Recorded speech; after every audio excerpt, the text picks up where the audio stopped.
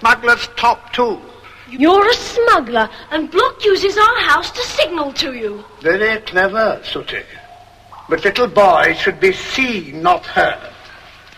Another word out of you, and I'll let Block throw you into the marshes. All this has nothing to do with me. I'm only interested in Mr. Lenoir's scheme to drain the marshes, not smuggling.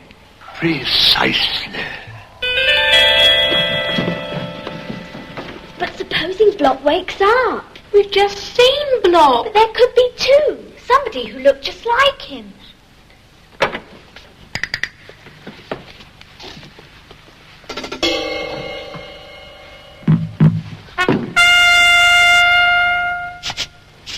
Now let's see what Mr. Lenoir has to say about this. Why on earth didn't you tell me about this before? Because we thought you were mixed up in this somehow. Smuggling? Me? Well, Sooty kept trying to tell you about the lights he saw on the marshes, the signalling and everything. And we didn't believe him. I can see now how I must have looked. Barling's obviously mad. We must find Sooty and George's father before something dreadful happens. Timmy could help. Timmy? What the Dickens is Timmy? That's something else we've got to tell you about. Simply sign the marsh training plans over to me, and you will be rich.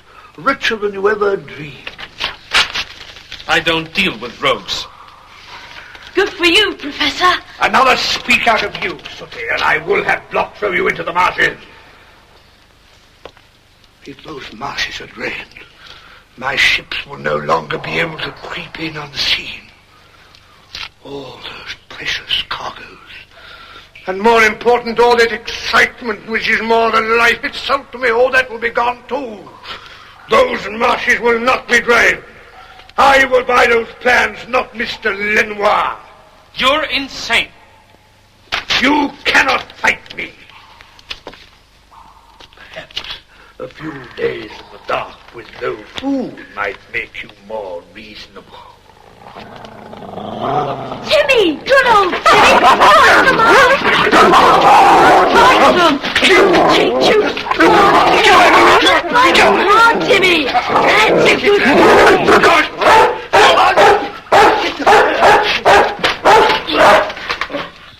Good old Timmy. That's a good dog.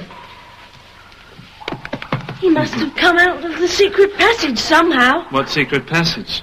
George was forbidden to bring him here. Who cares? Timmy's our only chance of finding our way through the tunnels. Then let's go. Come on. That's the whole story, and why we didn't want you to know. Behave very foolishly. I can't help it if I don't like dogs. I detest them. I can't bear them in the house. Maribel knows that.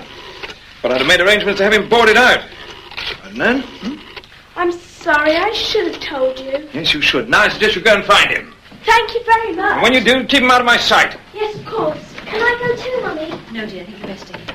Please, yes, put me through to the inspector's office, will you?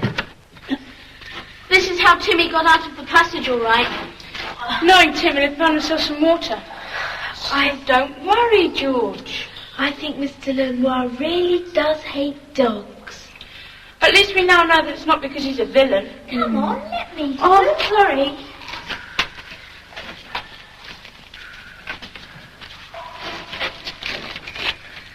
Hey, look at this. Someone's tied some string as a guide. And it goes all the way down the tunnel. Wait! Hadn't we better tell Mr. Lenoir? No. Come on, come on.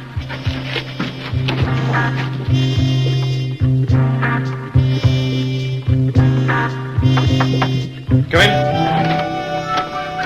The inspector's here to see you, sir. Oh, Inspector.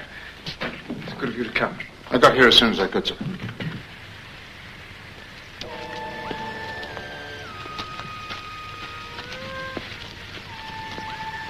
Where now? Have to go up the rocks to the road. I don't fancy that in my bare feet. Let's try and find our way across that marshy bit. What's the matter with that dog? Timmy? Come here. Timmy! Let him go. Come on. He'll find his way home. Okay, then.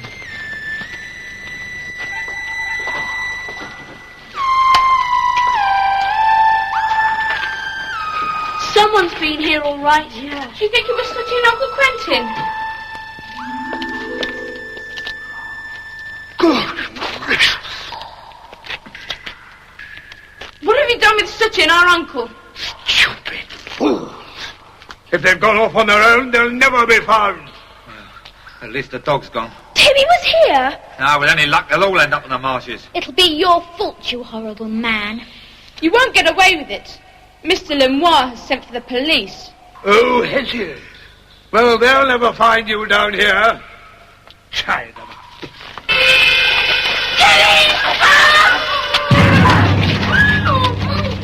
Well, that's the position here, sir. We'll report back as soon as possible. Over. Yes, all right, Sergeant, I understand. Well, do the best you can. Over and out.